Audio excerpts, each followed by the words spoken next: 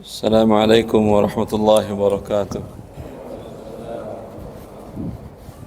Alhamdulillah rabbil alamin wa bihi nasta'in wa nusalli wa nusallim wa nubarik ala nabiyyina Muhammadin wa alihi wa sahbihi ajma'in wa ba'd.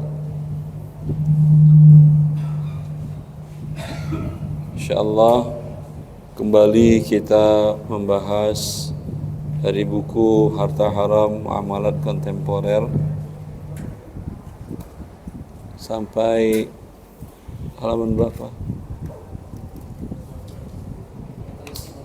Tadi sih selesai. Alhamdulillah.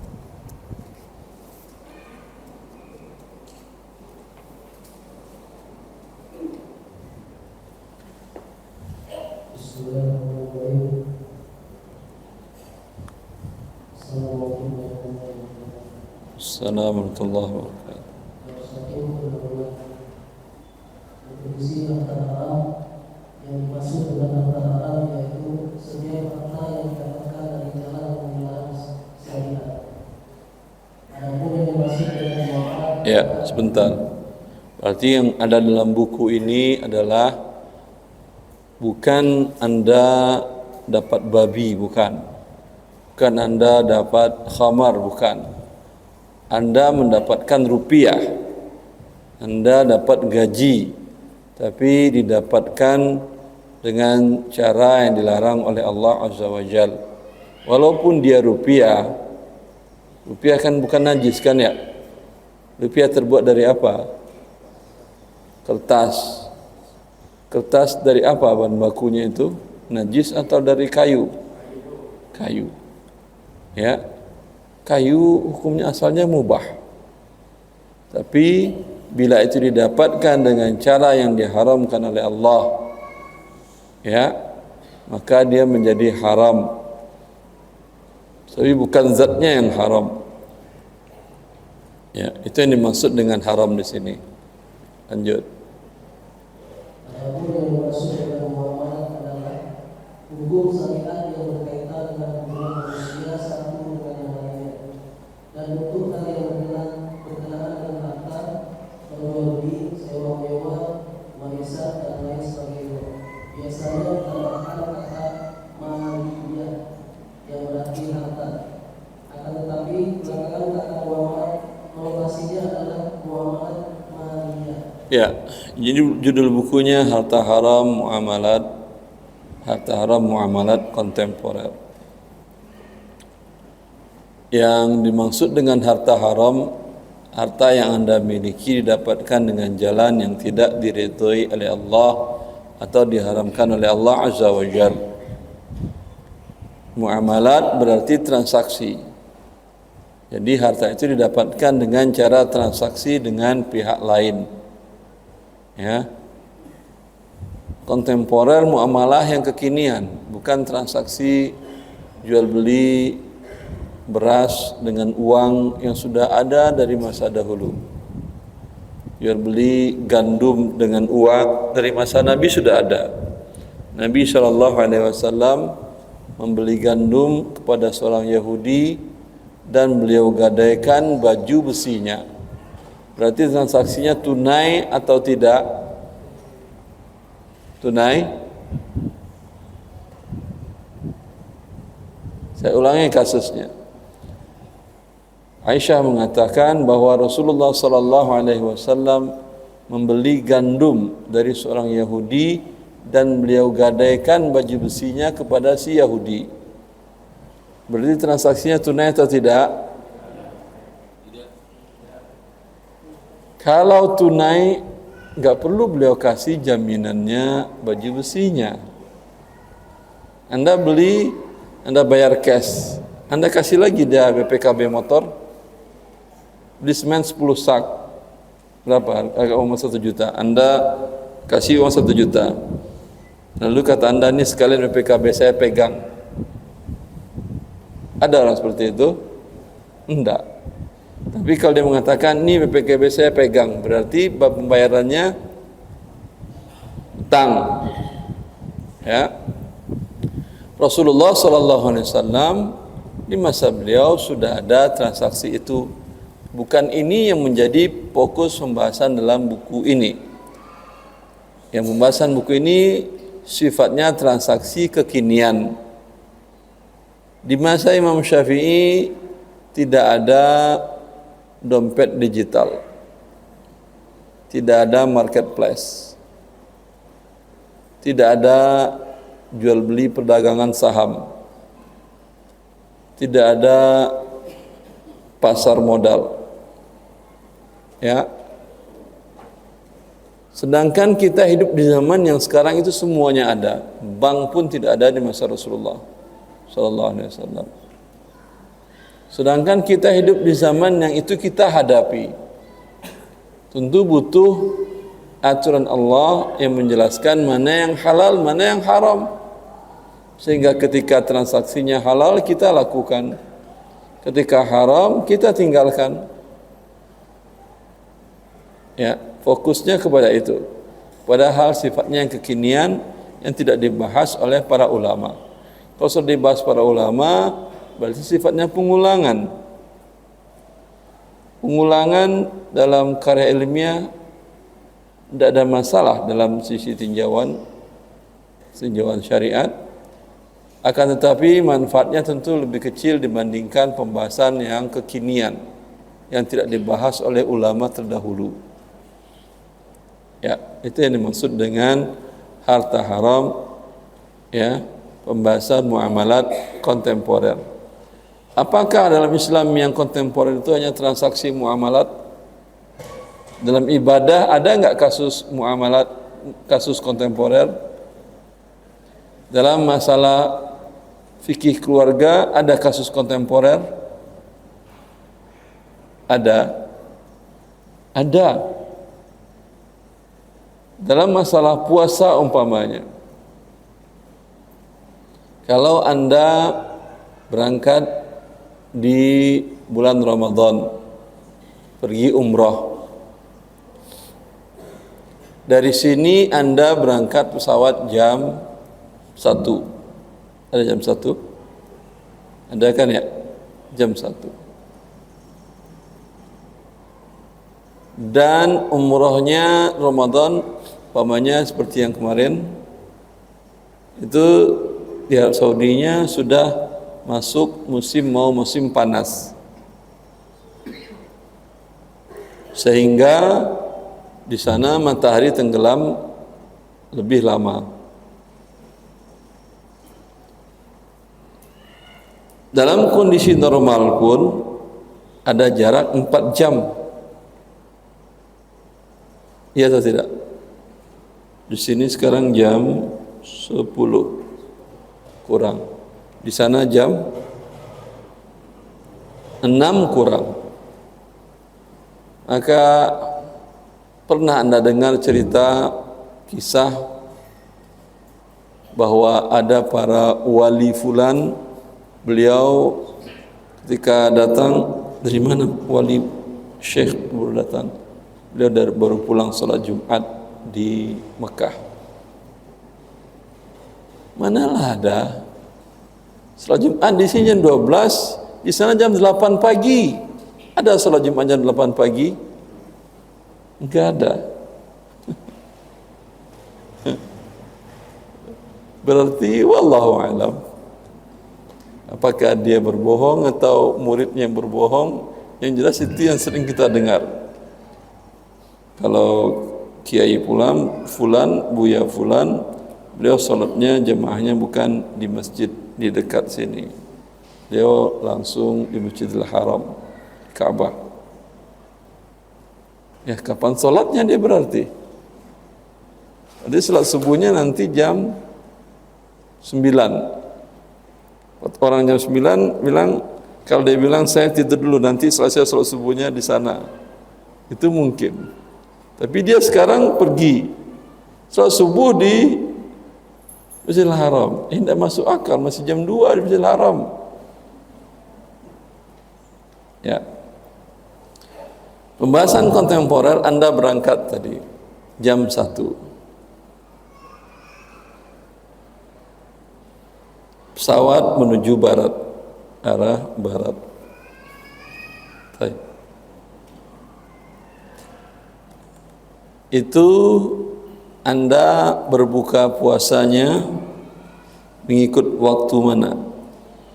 Waktu Indonesia kah? Atau waktu Arab Saudi? Kalau waktu Arab Saudi yang jelas tambah 4 jam puasa Anda. Hah? Udah nggak puasa aja Ustaz, kan boleh musafir nggak puasa. Faman kana minkum maridan aw ala safarin fa iddatun min ayyamin ukhra, kata Allah. Siapa yang kalian dalam kondisi sakit atau dalam kondisi safar dan dia berbuka, puasa diganti nanti. Ya udah, kalau Anda berbuka tidak ada masalah. Berarti jangan, tidak ada pertanyaan tadi kan ya. Sekarang pertanyaannya dia tetap puasa. Berbuka di mana? Waktu Jakarta atau waktu Arab Saudi? Waktu pesawat.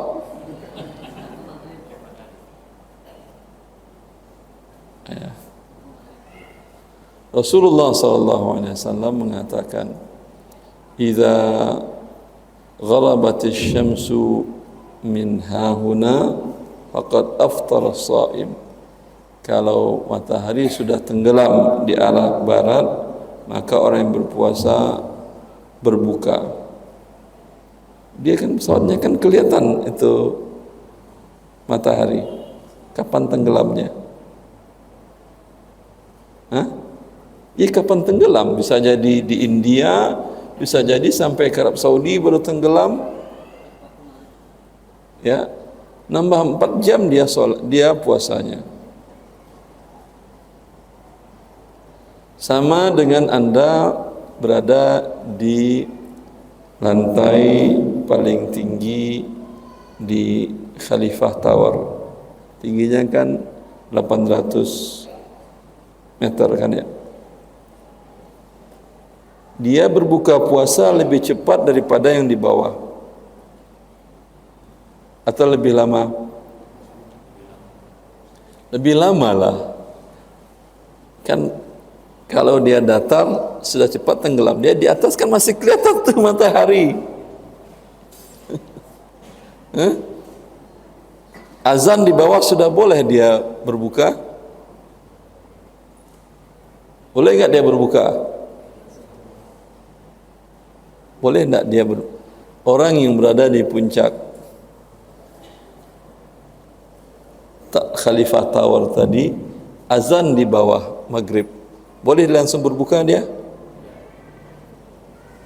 Nabi mengatakan bila kedengaran azan berbukalah, atau bila tenggelam matahari di arah barat berbuka. Apa yang kata Nabi tadi? Bila tenggelam matahari di arah barat. Dia masih belum tenggelam, kelihatan. Mau tenggelam gimana? Ya, kalau ingin dia buka, turunlah dari puncak atas itu. Turun pakai lift sampai ke bawah, buka ada. Daripada harus nunggu 5 menit lagi baru buka. Ya. Ini permasalahan kontemporer juga. Dulu gedung ada yang setinggi itu. Enggak ada kan. Apalagi dulu pesawat, kecepatannya cepat tadi itu. Ya, kalau Anda naik kuda, yang bakal buka masih di Indonesia juga. Ya. Tapi naik pesawat tadi, di mana Anda melihatnya? Ini permasalahan kontemporer. Kemudian di antara permasalahan yang lain, bagi Anda ketika Ramadan di musim panas, yang tinggal di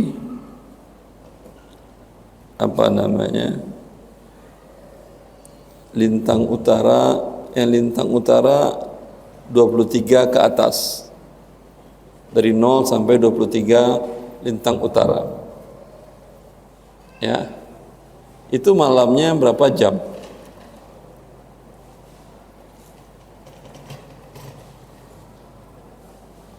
Nggak pernah ke sana Ustaz dia. Ini biarin nggak pernah saya nanya, cobalah cari Mas Google jawab berapa jam. Mungkin 4 jam mungkin 3 jam, mungkin 5 jam, nggak sampai 12 jam. Jelas? Bagaimana kalau Anda ada tugas ke sana, ke misalnya negara apa, Denmark ya, dari negara Skandinavia itu, ya, Anda sedang tugas di sana, puasa Anda mungkin bisa 17 jam, ya, dan nanti subuhnya jam 2 udah subuh, paling Anda buka jam 10, jam 2 udah subuh. Itu gimana kita tarawehnya? Kapan isyanya? Habis taraweh langsung sahur, langsung habis sahur langsung subuh. Seperti itukah? Itu masih mending. Naik ke atas lintang utara lagi, sedikit lagi, siang saja, nggak pernah malam. Ini gimana Anda bukanya? Itu masih mending, masih ada buka, masih bisa Anda bukanya. Bagaimana kalau naik lagi ke atas? Ya, nggak pernah tenggelam matahari selama 6 bulan. Pas di bulan Ramadan, kapan Anda mau berbuka?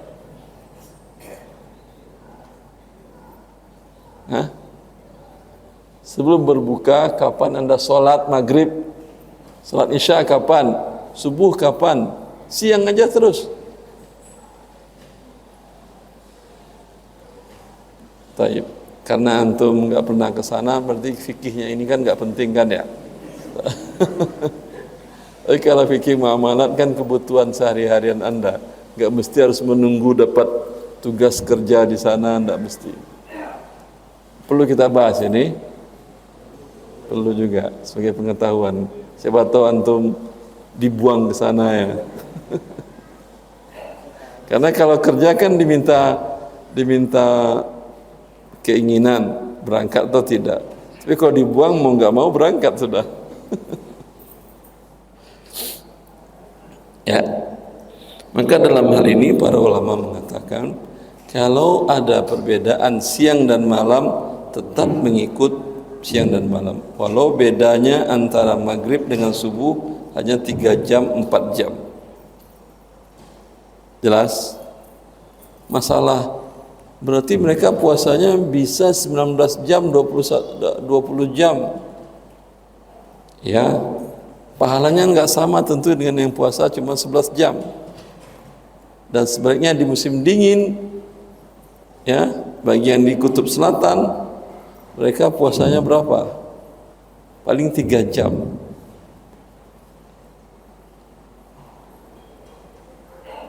Karena siangnya pendek. Bahkan ada yang tidak pernah siang 6 bulan. Nah itu kapan dia puasa? Gak puasa-puasa dia. Ya, kan Allah mengatakan hatta yatabayyana lakumul khaytul ab fakulu washrabu hatta yatabayyana lakumul khaytul abyadu minal khaytul aswadi minal fajr. Makan dan minumlah dari terbenam matahari sampai jelas antara siang dan malam, yaitu terbit fajar. Ini malam mulu, berarti makan mulu terus selama 6 bulan, selama Ramadan. Mau kita jawab? Janganlah ya, nantilah kalau antum mau ke sana tanya saya beri jawab. Para ulama mengatakan ambil daerah yang terdekat, yang ada siang malamnya. Ya. Tadi dia bisa berpuasa 21 jam atau berpuasa cuman hanya 3 jam. Tidak ada masalah. Ya. Kalau masih kelihatan. Kalau tidak ada negara yang terdekat yang ada siang malamnya, bagaimana dia puasanya ketika musim di kutub utara atau di selatan? Maka kembali kepada hadis tentang akhir zaman. Apa hadisnya? Akan datang, kata Rasulullah SAW, suatu masa di mana satu hari bagaikan 1 tahun, Kemudian lewat setelah itu 1 hari bagaikan 1 bulan, dan seterusnya. Kontan pertanyaan para sahabat, bagaimana kami sholat ya Rasulullah? Para sahabat waktu itu nggak nanya gimana kami tidurnya, bagaimana ke pasarnya, enggak. Kontan mereka bertanya bagaimana sholat kami ya Rasulullah. Kata Rasulullah SAW, faqduru qadrahu, sesuaikan saja dengan kebiasaan. Jadi nanti ketika 1 tahun, 1 hari 1 tahun, berarti Anda sholat berapa kali? 5 kali kah? Hah? Hah? Tidak. Berdasarkan hadis Nabi tadi, ya tetap 5 kali 354 hari. Kan Nabi mengatakan apa tadi? Ukur sesuai dengan ukurannya. Ukurannya itu kan matahari kan yang lama tenggelamnya kan ya. Yang jam lama juga dia bergerak? Enggak kan? Kan dengan jam bisa Anda ukur. Jelas? Maka tetap sholat 5 kali, tapi bukan berdasarkan matahari lagi, berdasarkan tangan kanan. Bagi ikhwan yang minum, akhwat minum tangan kanan. Ya, maka seperti itu jawabannya. Ternyata case kontemporer itu sudah dibahas oleh Nabi SAW. Sama juga yang tadi berpuasa berangkat di Ramadan, bukanya di mana? Kalau enggak kuat, ya kan dalam berpuasa dianjurkan berbuka, tinggal nanti diganti. Jelas, tetap ada pembahasan kontemporer dalam masalah. Dalam masalah akidah juga banyak pembahasan kontemporer. Ya, walau kaidah umumnya sudah ditetapkan dalam syariat Islam, tapi kasus demi kasus itu tetap ada. Apakah di masa Nabi SAW, di masa para sahabat, ada kasus buang kepala kerbau ke laut untuk mengusir sial? Ada? Terlalu jauh Nabi dari Madinah ke laut. Mana itu lautnya? Berapa kilo itu musuhnya? Enggak ada. Itu juga permasalahan kontemporer dalam kekinian dalam masalah akidah. Segala sesuatunya akan berkembang terus, tetapi syariat Allah akan bisa memberikan perspektif syariah dalam kasus tadi. Tapi di masa Umar pernah ada, di mana Amr bin Al-As, sahabat Nabi SAW, ditunjuk oleh Umar bin Khattab menjadi gubernur di Mesir. Sungai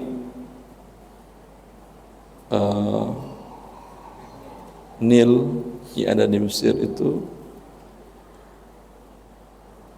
di masa itu ada waktu-waktu tertentu kering, tidak mengalir. Kebiasaan orang-orang Mesir ketika Amr bin Al-As menjadi khalifah, menjadi gubernur, beliau tahu bahwa mereka buang ke sana anak gadis.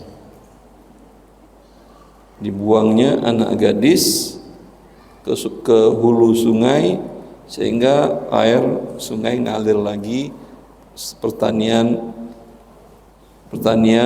mengalir air sungai Nil. Ketika Amr bin Al-As menjadi gubernur, enggak mungkin itu dia lakukan. Kenapa tidak mungkin? Syirik. Kenapa syirik? Memberi persembahan ke sungai. Syiriknya dari mana? Syirik itu artinya menduakan Allah.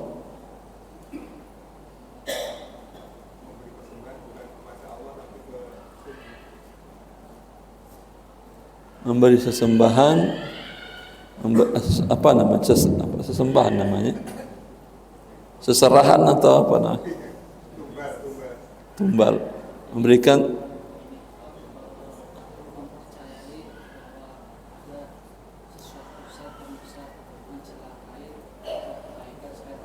menahan air sungai.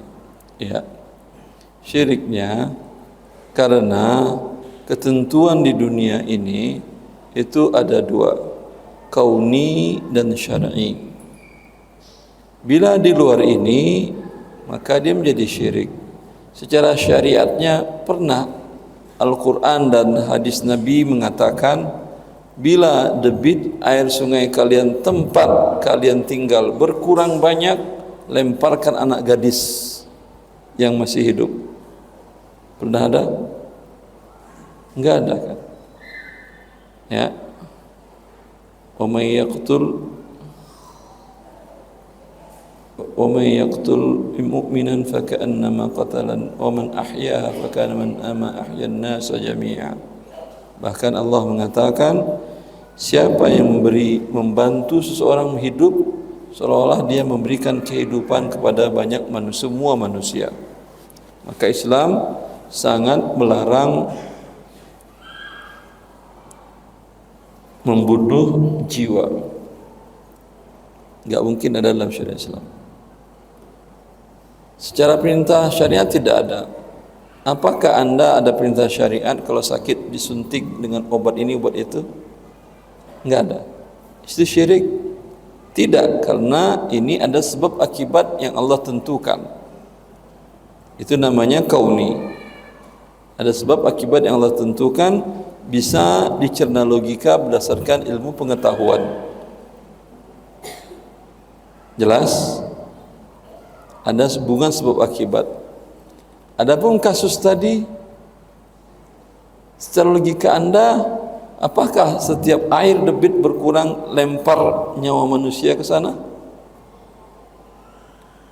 Bagaimana PPDAM ketika air kurang, mana agar dilempar, lempar sini, lempar. Enggak ada pernah kan di dunia secara ilmiah, tidak ada kan ya. Ini dia syirik dalam kekuasaan Allah. Mereka menduakan Allah dalam kekuasaan mengatur alam semesta. Jelas?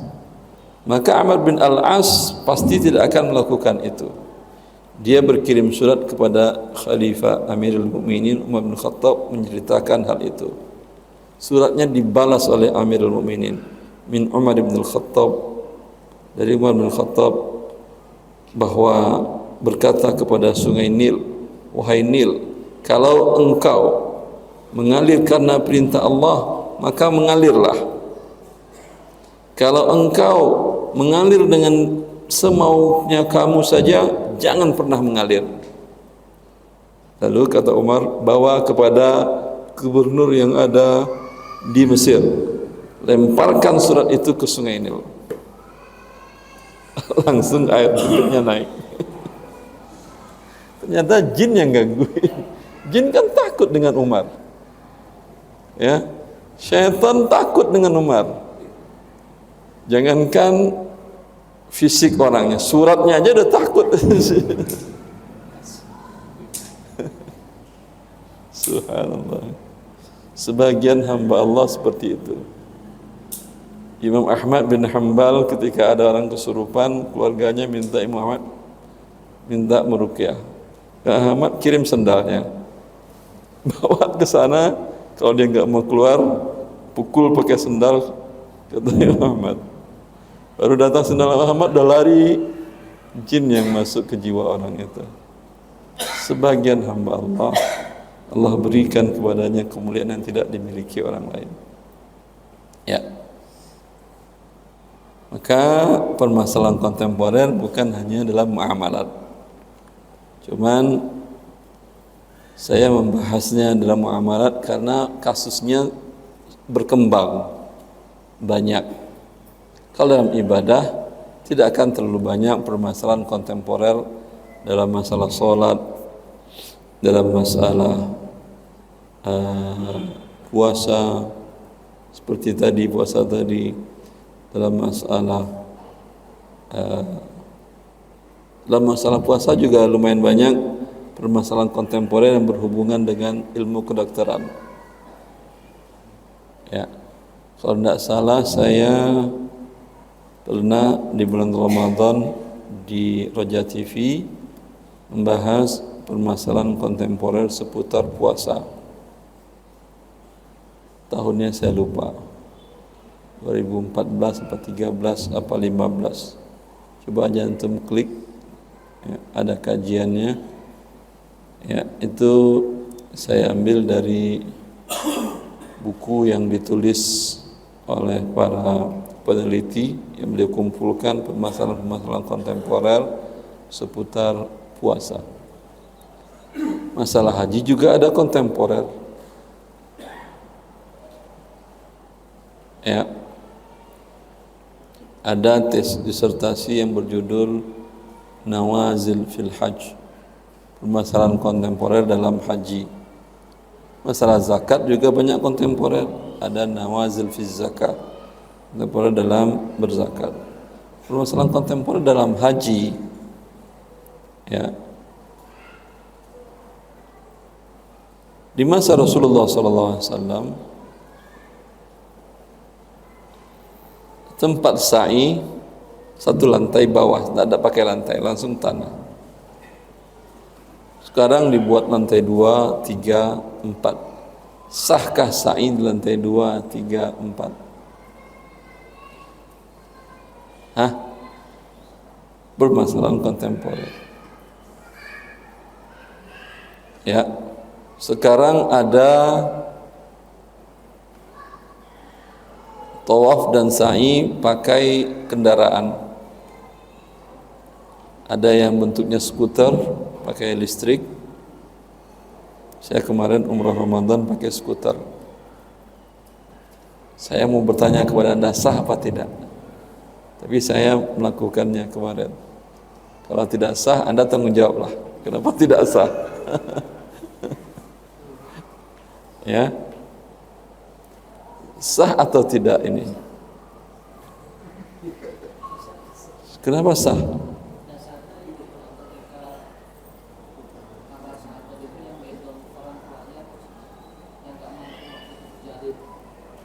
Ada perkataan nggak mampu.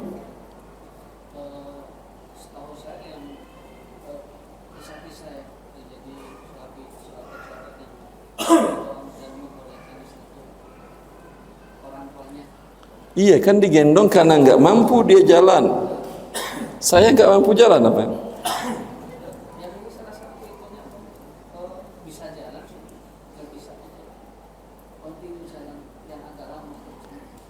Bisa saya jalan lama insya Allah. Ya dia bilang aja nggak sah, selesai. Nggak sah Ustaz, ulang lagi ya, udah tayyib. Yang didorong, yang dorongnya kan jalan.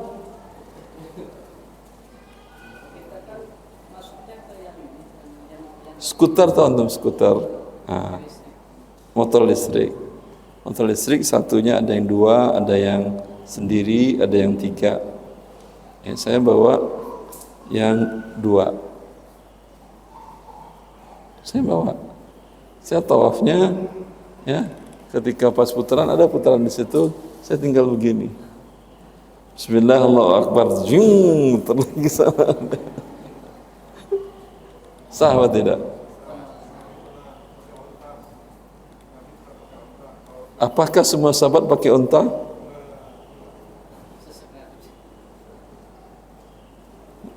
Hah? Apa selain Nabi ada yang pakai unta? Ya penuh lah, semuanya mau unta. Ini dibuatkan yang kemarin skuter itu dimizanin di antara lantai 2 lantai 3, jadi gantung. Jadi tidak ngambil space lantai 2 dengan lantai 3.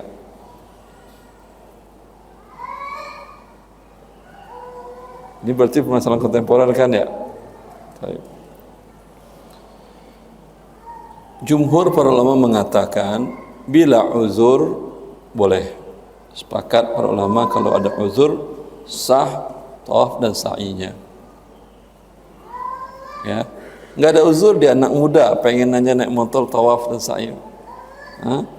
Itu bahasa bisa kebut-kebutan. Hah? Ini sah atau tidak? Menurut jumhur tadi tidak sah. Tapi saya kemarin itu membawa ayah yang sebelumnya beberapa bulan yang lalu saya bawa masih kuat untuk jalan biasa. Tapi beliau nggak kuat kalau ada, kan didorong-dorong kalau sa'af dan sa'i itu. Saya khawatir jatuh. Akhirnya kita yang jadi bodyguardnya, yang kita yang capek banget. Didorong orang itu kan, nahan itu capeknya luar biasa kan. Ya. Maka statusnya saya mengikut kepada yang lemah. Yang lemahnya sah, saya sah. Jelas? Tapi ada yang sama sekali tidak unsur, dan pun tidak ada pengumuman ini hanya skuter boleh dipakai orang yang ada uzur. Enggak ada pengumuman. Artinya itu menunjukkan sah atau tidak. Dalam mazhab Syafi'i sah. Mau ada uzur mau tidak sah. Itu mazhabnya apa? Syafi'i kan ya? Alhamdulillah sah berarti. Ya. Dalilnya mana? Rasulullah SAW beliau tawaf dan sa'i di atas kendaraan, di atas unta. Jumhur mengatakan, ya, itu ada uzur. Apa uzur Nabi? Nabi kuat kok. Uzurnya adalah orang ingin melihat ibadah Nabi sallallahu alaihi wasallam. Rasulullah mengatakan, khudhu anni manasikakum fa inni akhsha alla alqakum ba'da 'ami hadha. Ambillah cara ibadah kalian, nusuk kalian, ibadah haji dan umrah kalian seperti yang aku lakukan. Aku khawatir setelah tahun ini aku tidak melakukannya lagi. Dan memang ternyata itu tahun terakhir Rasulullah SAW sebelum Allah memanggilnya. Ya, maka cara Rasulullah ibadah manasiknya tentu akan dilihat banyak orang. Kalau Rasulullah SAW jalan seperti yang lain, gimana mau lihatnya? Terhalang oleh banyak para sahabat. Itu uzurnya menurut jumhur para ulama. Menurut Imam Syafi'i itu bukan uzur. Rasulullah kuat, tinggal beliau kalau ingin beritahukan, wahai sahabat, beritahukan caranya begini, baca ini, lakukan ini. Pada saat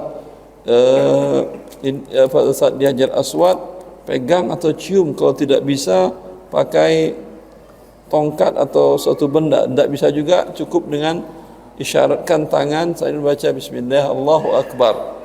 Kan bisa. Ya, karena itu Syafi'i mengatakan tidak ada uzur. Jadi Rasulullah SAW tidak kuat jalan. Ya. Kira-kira menurut antum mana yang kuat? Yang jelas saya sudah kemarin ya. Tidak ada masalah. Ini permasalahan kontemporer juga dalam ibadah.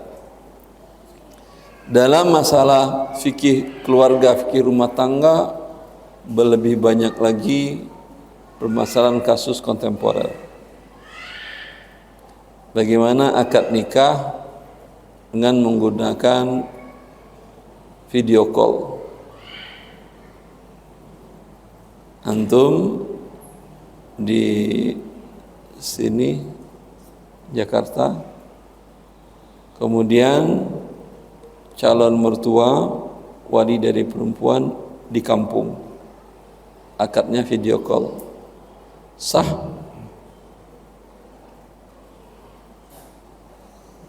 Ada pembahasan para ulama dulu di kitab Imam Syafi'i, Imam Abu Hanifah, Imam Ahmad bin Hanbal, bila menikah secara jauh sah insyaallah. Gimana tuh teriaknya dari sini ke Kebumen? Woi, 2 jam habis itu kedengaran suara, oi, aku nikahkan. Pas aku nikahkan nggak kedengaran lagi. Ini gimana nih, udah sah atau belum? Ya, Saksinya gimana itu? Nah, saksinya nanti dari atas naik pakai ini mereka. Pakai drone. Itu ya sana situ. Suara nyampai kedengaran kami. Baik. Termasuk transaksi bisnis dengan video call dengan lain-lainnya. Ada di masa dahulu.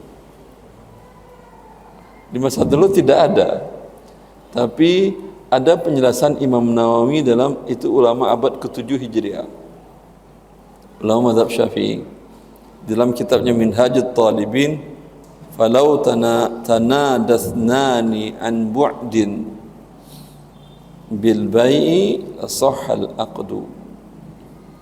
Kalau dua orang yang berjauhan dan saling berteriak dalam berakadnya, sah akadnya. Ya. Yang satu naik tower A, naik tower B, jaraknya 100 meter, teriak, "Oi, yo!" itu dia. "Beli air ya, kirim ya ke tempat saya jual dengan harga sekian." Sah? Sah atau tidak? Tower mana ada zaman dulu? Ini kasus kontemporer berarti. Kasus kontemporer tinggal tingkat telepon lagi. Ya, kata Imam Nawawi, bila dua orang berjauhan tadi, biasanya di daerah hutan, kemudian di sungai, di kali, itu biasa teriak-teriak mereka. Ya, saya pernah di kampung, pernah ke hutan juga. Itu sering kalau orang biasanya para pemburu atau para pencari kayu bakar, bila masuk itu mereka teriak. Kalau ada orang itu orangnya misalnya nyahut. Kadang suara nyahutnya berbeda. Dibantu disautin oleh teman dari makhluk halus. Biasa seperti itu. "Woi, woi," kata dia. Dah tenang dia. Ada orang, alhamdulillah. Kalau itu dalam bertransaksi sah apa tidak? Kata Imam Nawawi sah. Sekarang Anda by phone atau by aplikasi transaksi tersebut, asal bukan jual emas dan perak yang disyarat dengan uang yang disyaratkan serah terima tunai, tidak ada masalah, sah. Jelas? Tapi kalau nikah, ulama mengatakan tidak sah. Itu jual beli beda dengan nikah. Karena nikah butuh saksi. Ini gimana saksi melihat orangnya nggak kelihatan. Nanti, "Oh ya aku nikahkan, ya aku nikahkan." Yang datang si fulan datang ke perempuan itu. Udah sah kok nikahnya katanya. Padahal yang teriak tadi suaranya beda. Ya, Allahu a'lam. Banyak pembahasan kontemporer tadi, akan tetapi tidak sebanyak pembahasan muamalat. Ya. Kalau saya ada keinginan ingin merambah kontemporer dalam masalah ibadah juga, tapi kebutuhannya mungkin tidak sebesar masalah kontemporer dalam muamalat keseharian kita. Lanjut. Urgensi memahami harta haram. Seorang manusia yang hidup di dalam modern ini dituntut untuk mengumpulkan dan menumpuk harta sebanyak-banyaknya agar bisa hidup layak dan tenang menghadapi masa depan, keselesaian dan anak cucunya. Pada saat itu orang-orang tidak peduli lagi dari mana harta dia dapatkan. Rasulullah SAW layak bianna al-nas dan layak bianna al-nas zaman la yubalim ma'u lima afazal ma amin balalin amin tawalu. Akan datang suatu masa orang-orang tidak peduli dari mana harta biasakannya, apakah dari jalan yang halal atau dari jalan yang haram. Hadis riwayat Bukhari. Lanjut.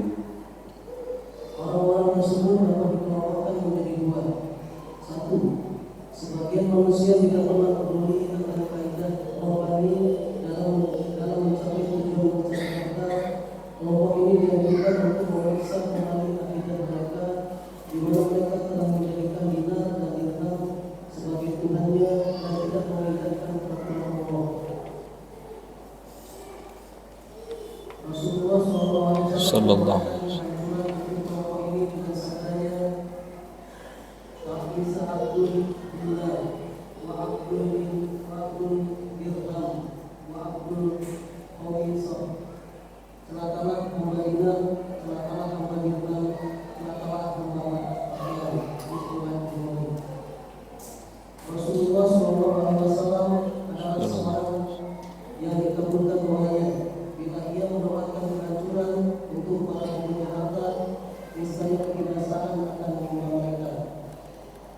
mereka bukan lagi hamba Allah yang patuh dan tunduk dengan perintahnya, karena kandungan hati mereka terhadap kita menyamai bahkan melebihi hubungan mereka terhadap Allah.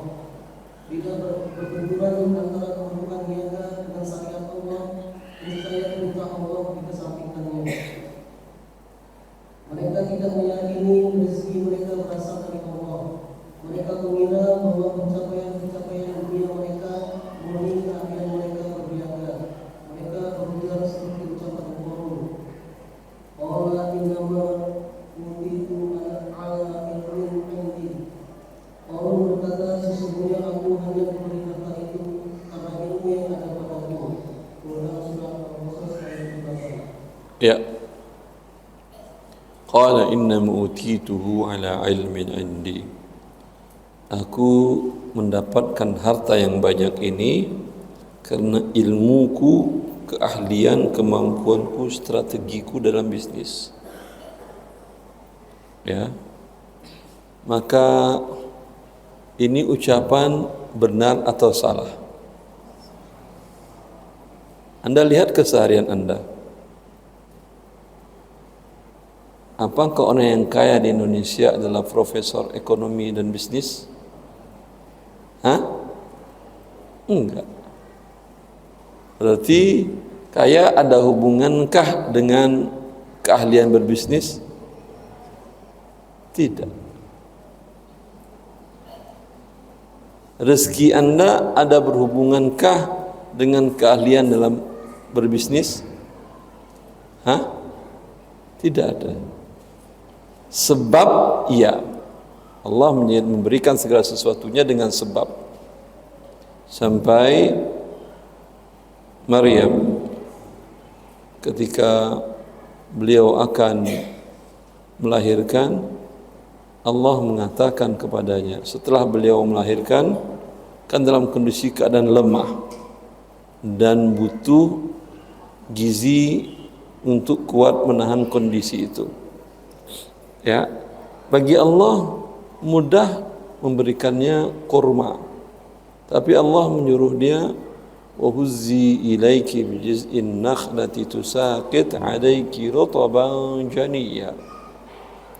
Kata Allah, wahai Maryam, goyang pangkal pohon kurma. Ya, dia kan habis melahirkan kan masih tidur, nggak bisa berdiri, goyang pangkalnya. Kira-kira kalau kita bareng-bareng goyang pangkal kurma, apa yang jatuh? Bayang badan antum yang jatuh. Pangkalnya kalau pucuk atasnya mungkin masih lumayan lah. Ini pangkal pokok yang bawahnya. Tapi betul berguguran.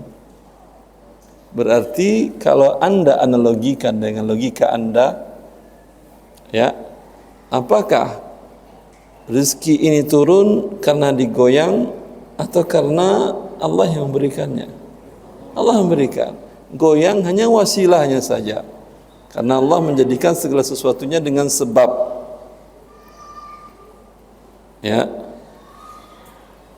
Anda dapat rezeki karena Anda belajar umpamanya ilmu ekonomi dan bisnis, ilmu akuntansi. Setelah belajar ilmu, Anda juga turun kerja langsung berpengalaman. Ini sebab. Banyak orang yang seperti itu tapi nggak dapat harta sama sekali. Hanya dapat gaji sebagai dosen saja. Gaji dosen sama dengan gaji bisnis. Bisnis gajinya tak berbatas, akhi. Keuntungannya. Tapi kalau gaji dosen sangat terbatas sekali. Baik. Ini perkataan yang salah. Ya, rezeki bukan 1 tambah 1 2, bukan. Bisa jadi 1 tanpa tambahan Allah kasih Anda triliunan. Bisa jadi 1 tambah 2 Allah kasih Anda 0, rugi. Tidak ada antara hubungannya dengan logika Anda. Ya, tapi bukan berarti Anda tidak al-akhdhu bil asbab, tidak berusaha mencarinya, bukan. Tapi menyandarkan bahwa harta ini karena tuh kan saya udah bilang kalau nggak begini tadi nggak dapat nih, tapi sekarang ini dapat. Nggak ada hubungan itu. Jelas? Semuanya Allah yang memberikan harta tersebut. Buktinya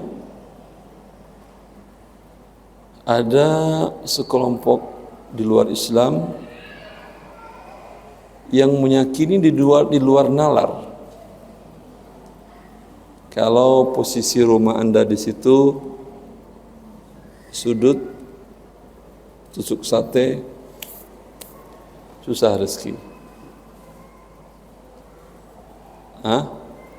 Kira-kira ada hubungan secara logika? Bahkan kalau tidak pasang kucing yang tangannya bergerak, rugi, tidak ada penjualan hari itu. Ada hubungannya? Enggak ada. Padahal itu yang punya usaha, orang-orang pendidikan dunianya mungkin S2 bisnis segala macam, tapi dia percaya tuh gini-gini.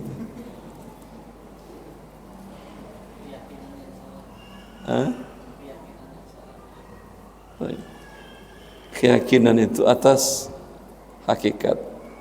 Itu bukan keyakinan, itu kesalahan. Kesalahan yang diyakini.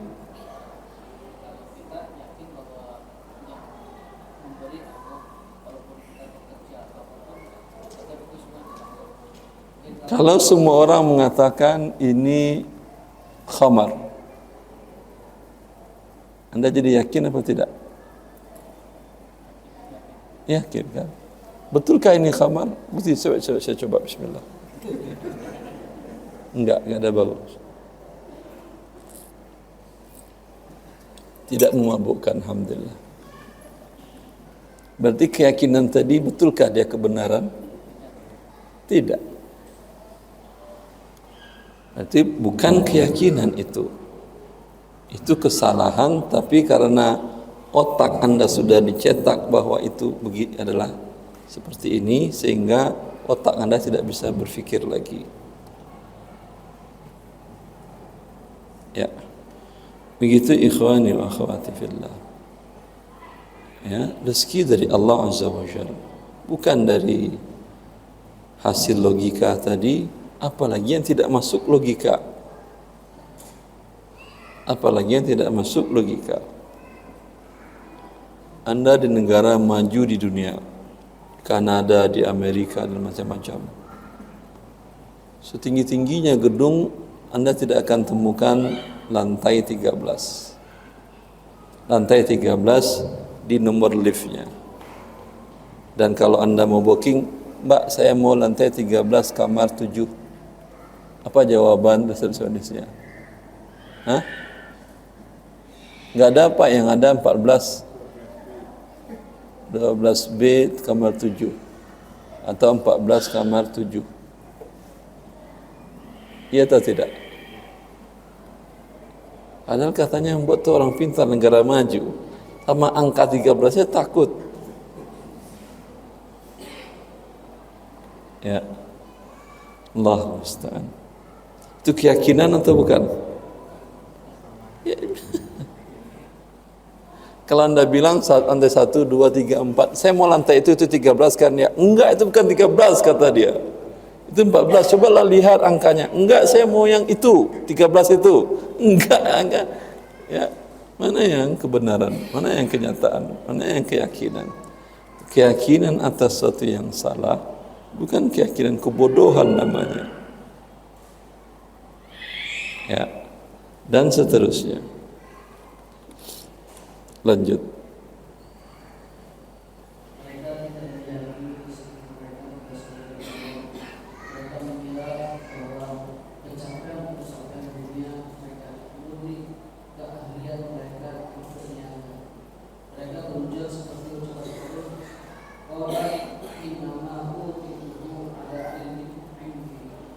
Lalu berkata, sesungguhnya aku hanya diberi harta itu karena ilmu yang ada padaku. Al-Quran Qasas 20. Padahal Allah SWT berfirman, aku tidak musyrik. Innal ladzina ta'buduna min dunillah la yamlikuna lakum rizqan fabtaghu 'indallahi Rizqa.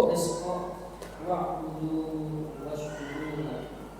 Sesungguhnya yang kamu sembah selain Allah itu tidak mampu memberikan rezeki kepadamu. Maka mintalah rezeki itu di sisi Allah dan sembahlah Dia dan bersyukur kepadanya. Al-Ankabut ayat 12. Ya, itu keyakinan mereka.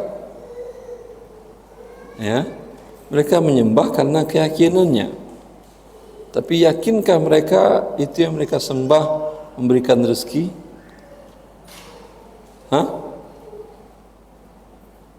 Umar bin Khattab radhiyallahu anhu pernah dengan para sahabatnya setelah Rasulullah SAW wafat, beliau mengingat-ingat nikmat Islam yang Allah berikan kepadanya dengan mengatakan, aina uquduna, kemana otak kita?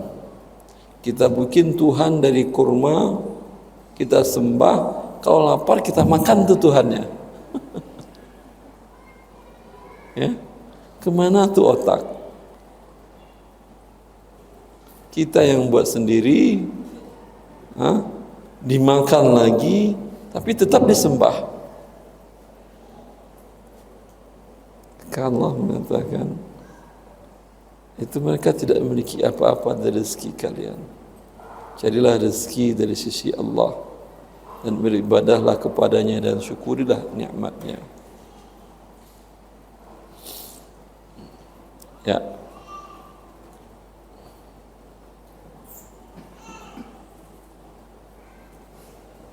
Lanjut. Sebagian lagi orang-orang yang masih memiliki dhamir atau hati yang peka, akan tetapi karena mereka sedari kecil tidak pernah mengerti dan mempelajari ketentuan Allah tentang amalan. Kelompok ini mau tidak mau akan melanggar syariat Allah saat mengumpulkan harta karena ketidaktahuan. Mereka adalah orang yang dimaksud oleh Ali bin Abi Thalib radhiyallahu anhu. Manit tajara qabla an yatafaqqaha fid din faqad taqam fi riba summa taqama. Barang siapa yang melakukan perniagaan sebelum mempelajari fikih atau muamalah, dia akan terjerumus ke dalam riba. Dia akan terjerumus sebagaimana dinukil oleh Abu Laith Tanbih al-Rufili halaman 360. Ya. Di sini pentingnya kita mempelajari fikih muamalat tadi. Ya. Manusia dalam hal ini ada yang tidak mau tahu yang halal yang haram. Ya. Ini enggak urusan kita sudah. Dia sudah jadi budak harta seperti Qarun tadi. Ingatkan dia akan beribadah kepada Allah saja. Ada yang sebahagian Muslim masih baik, sholat, puasa, ya. Tapi karena dia tidak pernah belajar cara mendapatkan harta dengan transaksi yang dihalalkan Allah dan mana yang diharamkan Allah, ini mau tidak mau pasti akan jatuh mendapatkan harta yang tidak halal. Ya. Bagi dia sangat penting mempelajari syariat Allah Azza wa Jalla ini. Ya. Karena itu kan Anda enggak pernah dari SD sampai selesai S3 belajar transaksi yang halal kan ya? Pernah? Bapak yang lebih senior banget udah S berapa Pak? S2, S3 udah profesor segala, enggak pernah kan ya? Kalau tidak pernah mempelajarinya, di kajian-kajian masjid ada yang buka kajian cara mencari harta yang halal, transaksi-transaksi yang halal, ada. Sedikit. Mana yang sedikit itu? Tapi sedikit berarti ada. Di mana? Ada. Alhamdulillah. Kontemporer. Muamalah tradisional. Berarti tidak ada marketplace pelajarannya. Tidak ada pelajaran kripto, tidak ada.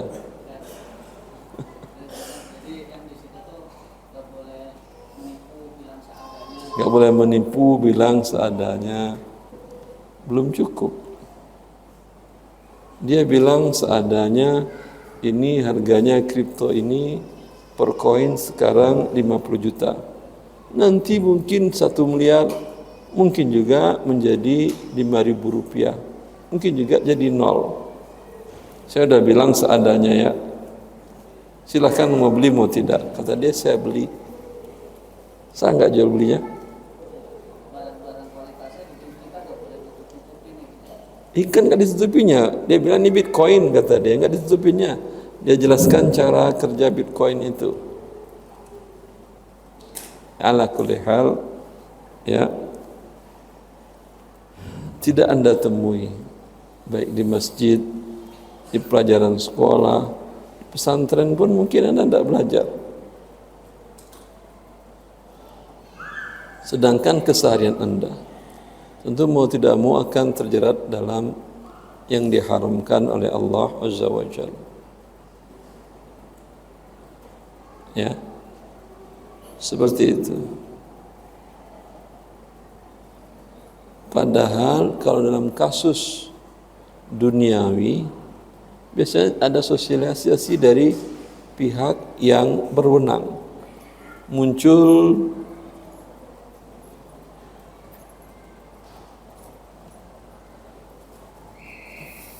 penyakit tertentu, DBD. Ada sosialisasinya. Begini cara penanggulangannya, dan bila sudah terjadi ini cara terapisnya dan seterusnya. Ada kan ya? Tetapi untuk mendurhakai Allah agar terhindar tidak ada. Maka Anda belajar sendiri, cari sendiri, tanyakan kepada ahlinya. Dan karena itu juga saya tulis buku ini. Semoga terbantu kaum muslimin untuk mendapatkan hartanya dengan cara yang diridhai oleh Allah, yang menyelamatkan jasad, fisik, rohani, ibadahnya sampai ke akhirat.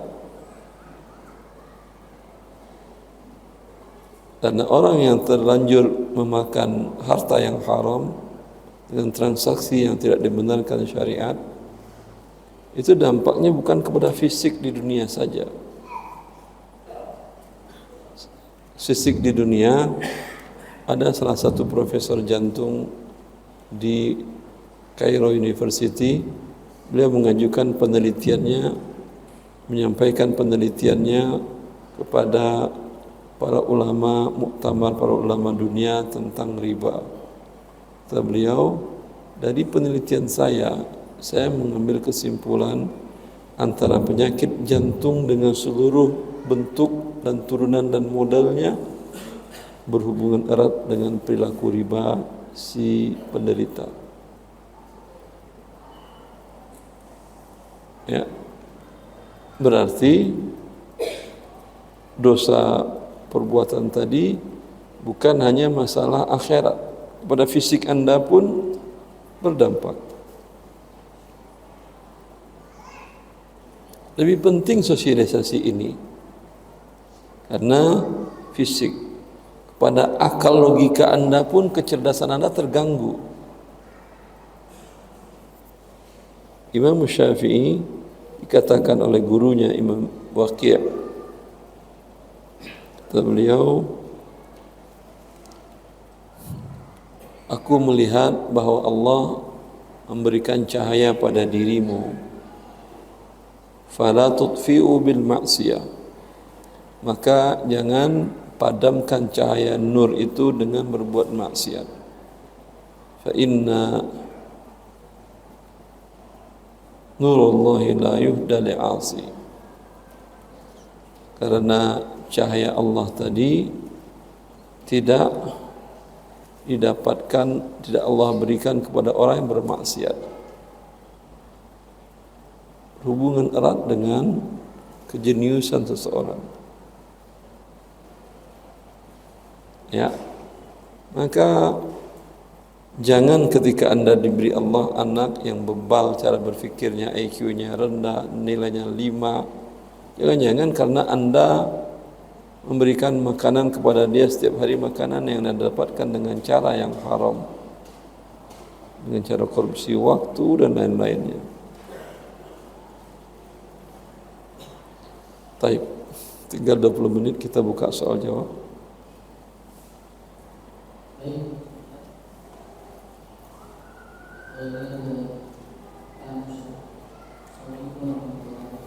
Assalamualaikum. Saya seorang ibu memiliki anak perempuan yang menikah dengan karyawan yang ingin saya tanyakan, satu, bolehkah saya menerima kiriman dari dia, baik makanan atau minuman? Bolehkah uang dari anak saya itu sementara dia tidak memiliki pekerjaan lain atau dia sebagai ibu rumah tangga saja?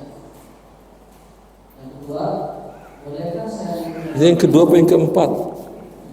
Yang kedua. Yang kedua. Bolehkah saya meminta kepada anak saya mengajar saya bekerja? Ketiga, mantu saya kemungkinan tidak akan keluar dari bank karena dia setiap tahun diberi hutang oleh bank. Bagaimana sikap anak saya yang telah memiliki anak 3? Dia harus bercerai atau bagaimana? Baik, saya akan dari Baik. Pertanyaannya, bagaimana anak saya menikah dengan seorang pegawai bank? Bolehkah saya terima uang kirimannya? Ya, yang pertama, Anda ingatkan menantu Anda tadi bahwa dia melakukan dosa besar, berperang melawan Allah Azza wa Jalla dengan pekerjaannya. Allah mengatakan, fa illam taf'alu fa'dhanu biharbin minallahi wa rasulih. Ya ayyuhalladzina amanu ittaqullaha wa dharu ma baqiya minar riba in kuntum mu'minin.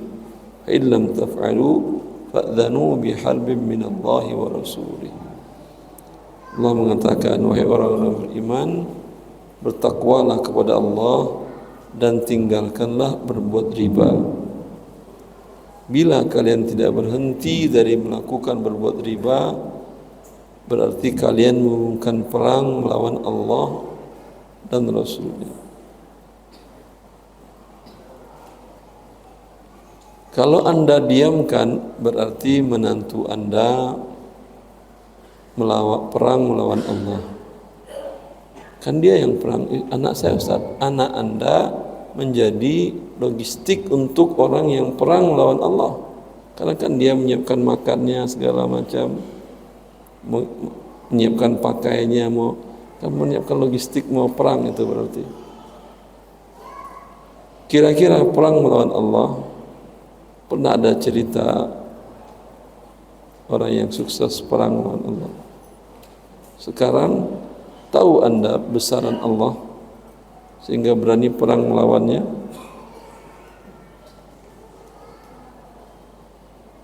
Allah mengatakan wasi'a kursiyyuhus samawati wal ard. Di dalam ayat yang paling agung di dalam Al-Quran, ayat Al-Kursi, kata Allah, kursi Allah lebih besar daripada luas langit dan bumi. Kursi dalam bahasa Arab itu tempat kakinya raja-raja. Kalau tempat duduknya, singgasananya namanya arsy.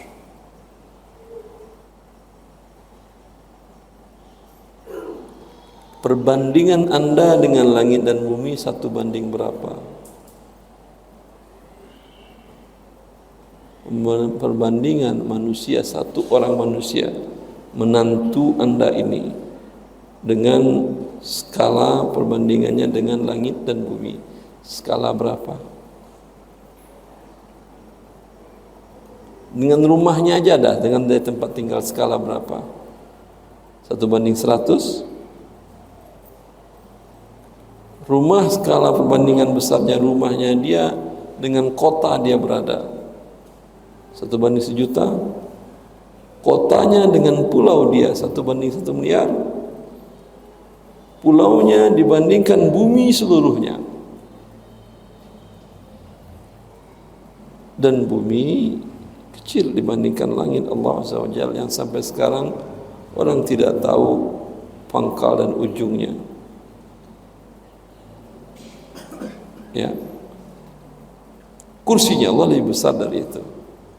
Lalu Anda nyatakan perang, pasti kehancuran dunia dan akhirat. Maka jangan tanyakan uang yang diberikannya boleh saya gunakan atau tidak. Sekarang posisi menantu Anda dalam kondisi sangat-sangat berbahaya. Kalau Anda dapat SMS tertulis di sana dari Kementerian Angkatan Darat, apa kementerian? Dari Markas Besar Angkatan Darat,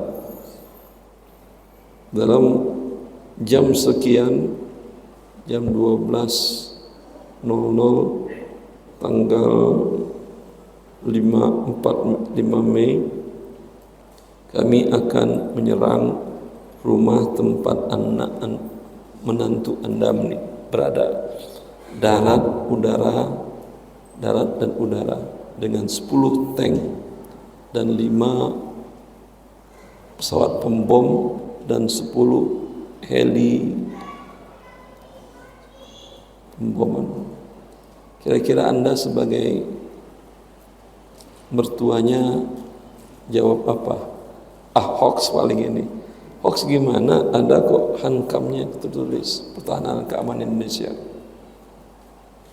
Otomatis Anda panggil anak menantu Anda, telepon keluar, menjauh, begitu kan ya?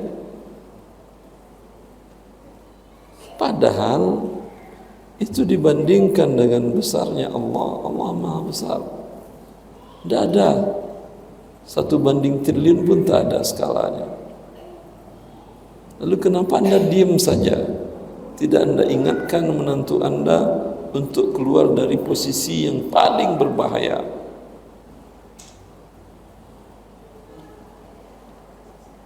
Fokus ke sana dahulu. Ya.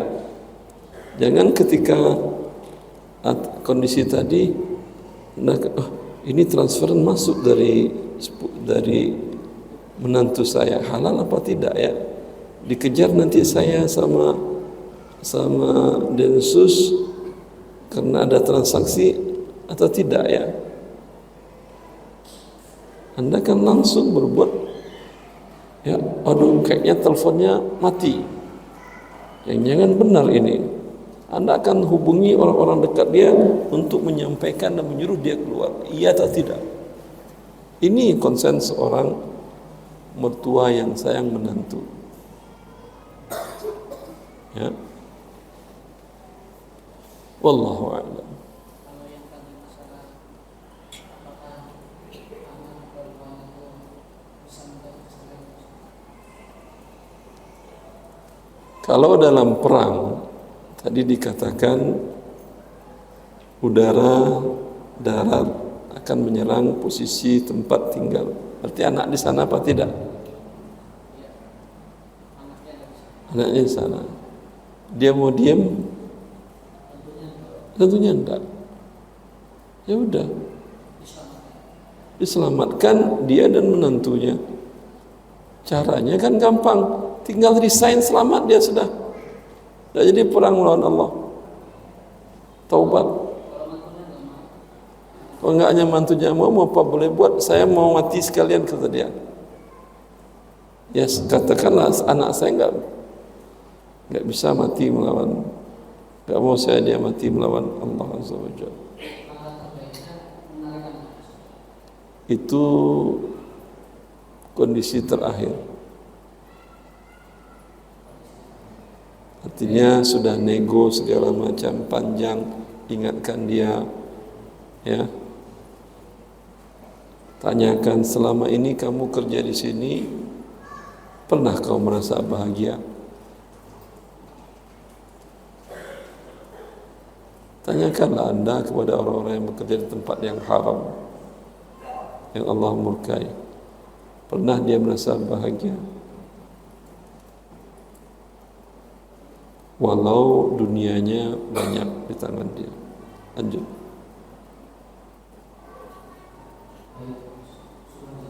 Selanjutnya itu tentang syarat emas.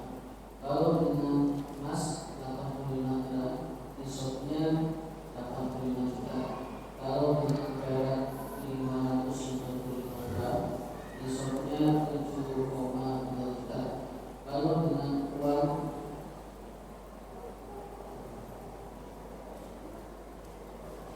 dengan uang nisabnya patokannya pakai emas atau pakai perak?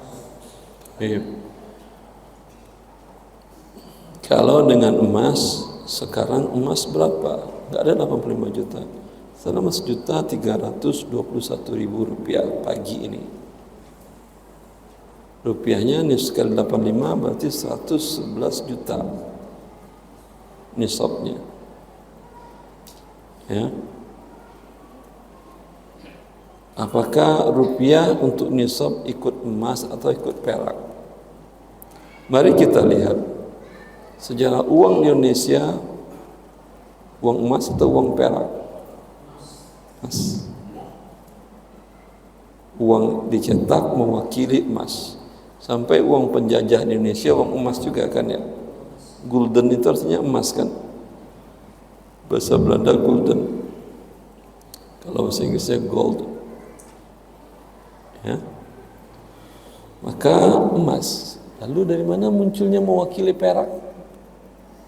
Ya mewakili emas, ya emas rujukannya.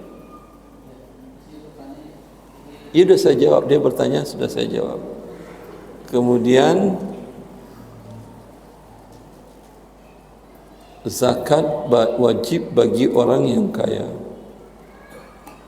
Kalau dengan perak 7 juta dia sudah wajib berzakat.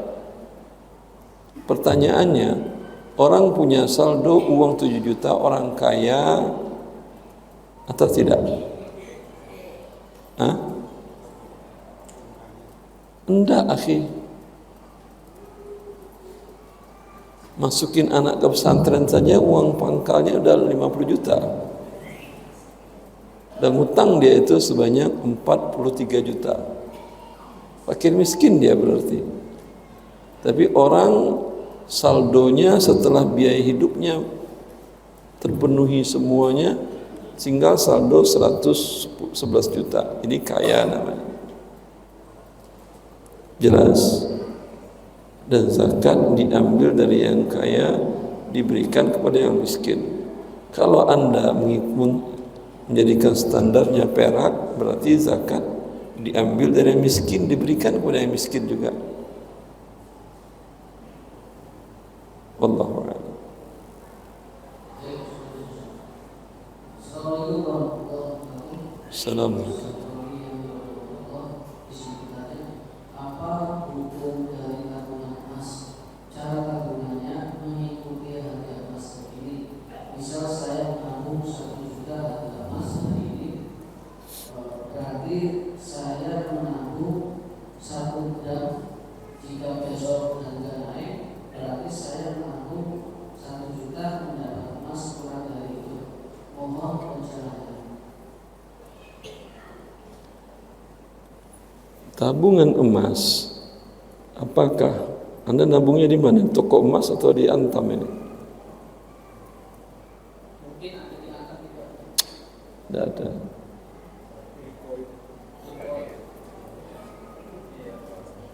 Ini pertanyaannya, siapa yang bertanya?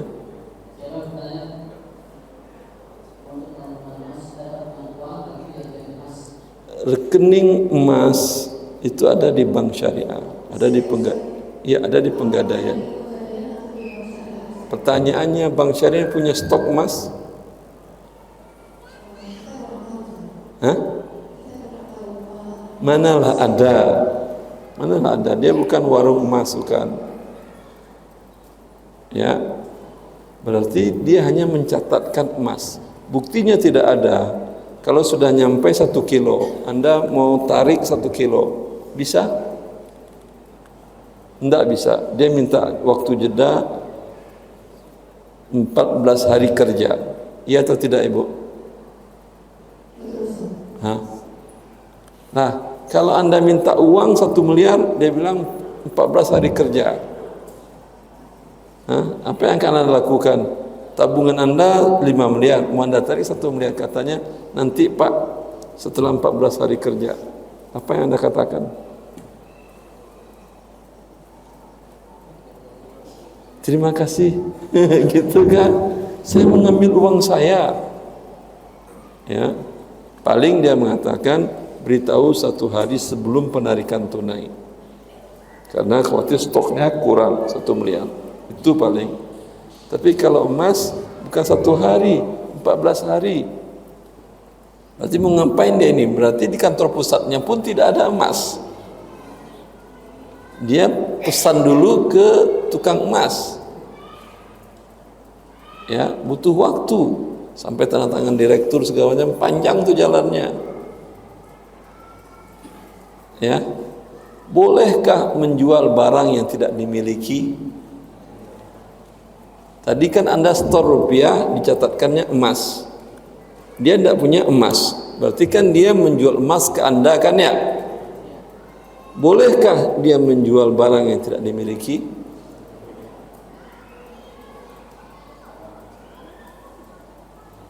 Jelas, ini rekening haram, Ibu.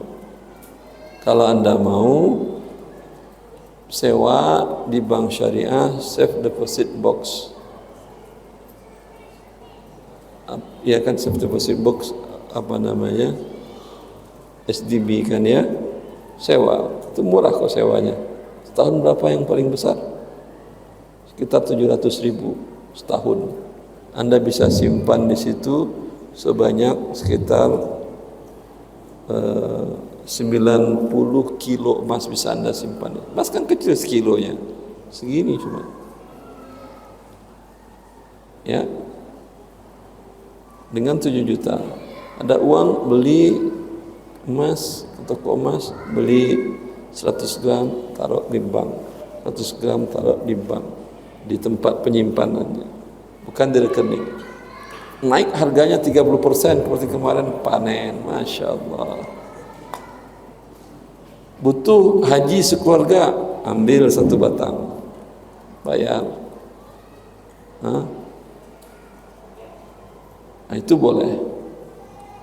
Tapi Anda beli emas, nggak ada punya emas, dia mau aja ditipu orang. Contoh. Masih ada pertanyaan?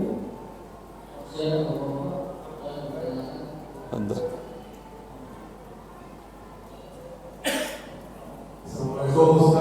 Assalamualaikum warahmatullahi wabarakatuh. Bagaimana hukumnya berjualan di tempat maksiat seperti ada musik atau tidak berhubungan seperti Car Free Day,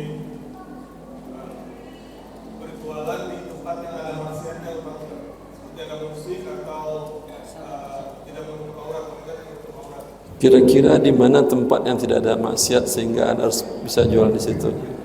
Sebutkan di mana. Nanti kita jual di situ. Hah? Di mana? Kantin SD nggak ada maksiat. Gurunya memang semua tutup aurat.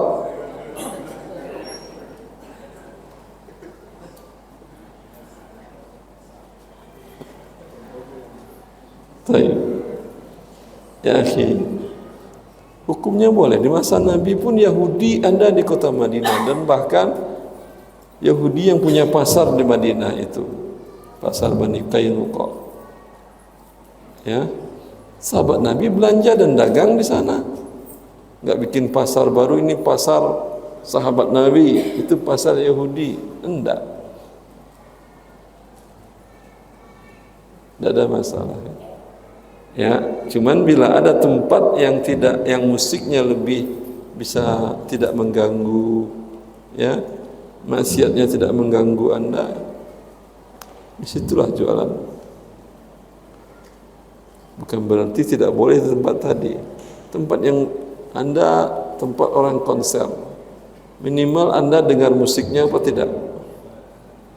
Laku nggak ada, dosa sudah dapat. Itu untungnya di mana itu? Gak sebanding antara dosa dengan barang yang laku. Mending duduk di rumah. Duduk di rumah jual online.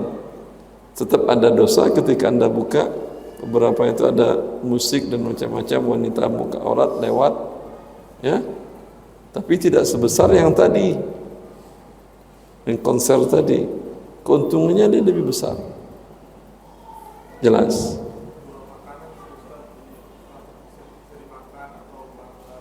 Boleh. Tapi pasang apa? Pasang ini ketika musiknya enggak kedengaran. Ya, ketika ada orang datang, cabut telinga Anda. Yes. Live.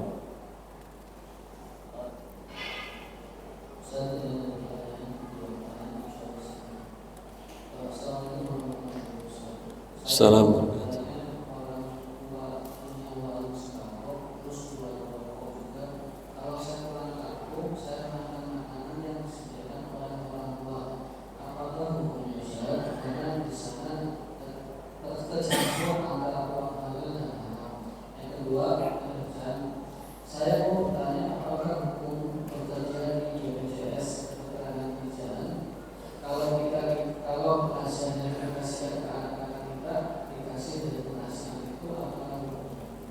Baik.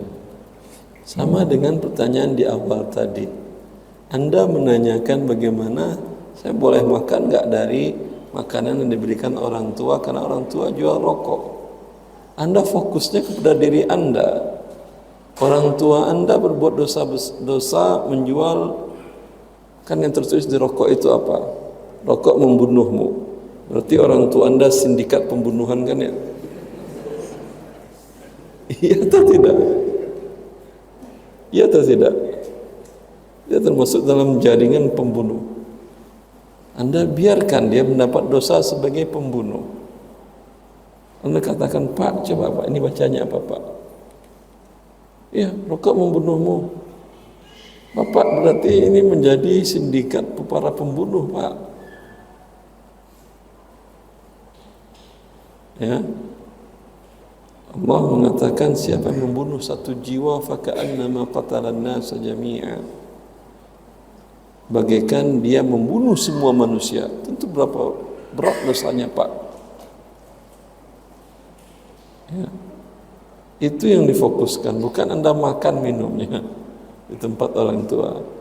Lalu kata orang tua, itu yang laku nak. Udah Pak, ini Saya tidak mau bapak jadi dosa para pembunuh. Hentikan, buang semuanya, saya bayar. Dan saya kirim per bulan. Alhamdulillah. Hah? Ngomong doang? Ya kirim uang lah. Ini anak durhaka namanya.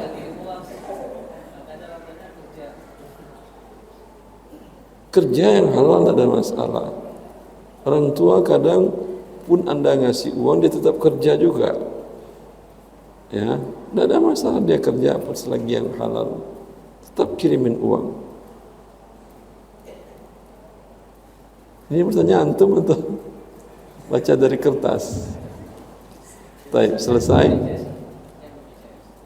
BPJS kalau bukan di bagian pengembangan dana BPJS dengan cara didepositokan di bank riba dan dengan dibelikan instrumen-instrumen yang diharamkan seperti membeli saham-saham perusahaan yang mengandung unsur riba dan perusahaan diharamkan oleh Allah, tidak ada masalah.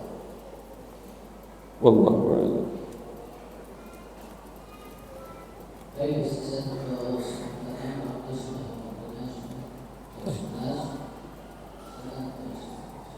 Ya, ikhwani ikhwati fillah, kita adalah hamba Allah Azza wa Jalla, makhluk yang Allah ciptakan, dan kesempurnaan rahmat sayangnya Allah dengan kita, Allah buatkan kita aturan dalam hidup ini.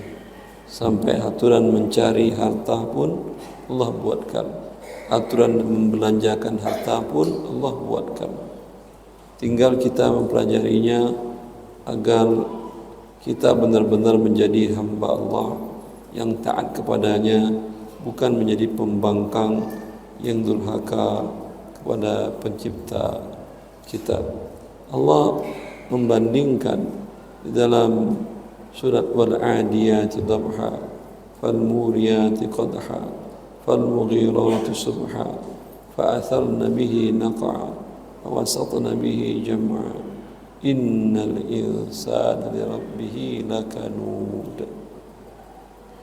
Allah bersumpah dengan seekor kuda yang berjalan kencang terengah-engah, dan bahkan ada kuda itu yang di waktu pagi saat hewan lain tidur, manusia tidur, dia dipacu oleh tuannya untuk berperang, dan kuda itu sampai ke dalam tengah kancah perperangan.